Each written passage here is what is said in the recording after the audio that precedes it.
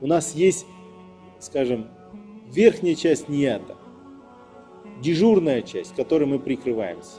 А есть стадийс то, что нас толкает на совершение этого действия. Настоящее намерение.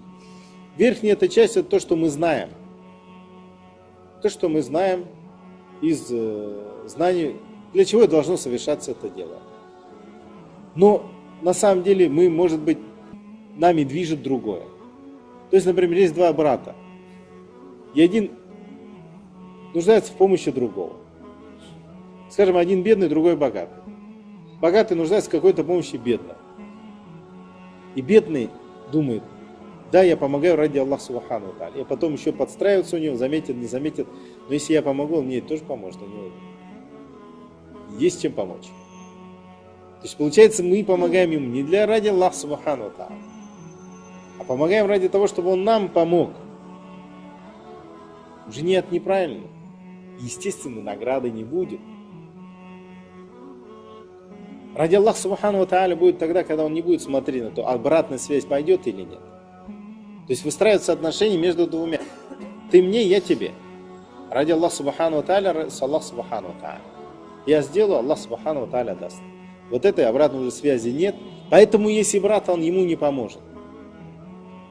Он не обидится на него. Он не обидится. Здесь можно проверить свой нет. То есть, если я помогу, и потом мне не поможет, когда я его попрошу, мне будет скрести на сердце?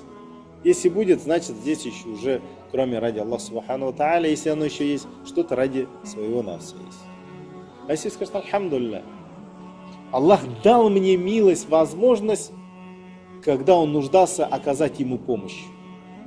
И Аллах даст мне, иншаллах, эту награду и возможность, если я где-то в другом месте нуждаться буду в какой-то помощи, получу помощь.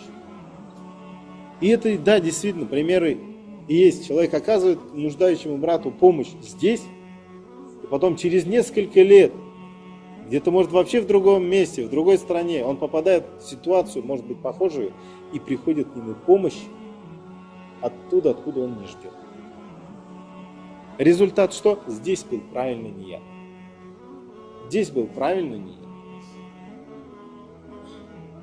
А если он будет ждать от этого человека помощь, Аллах его оставит с этим человеком.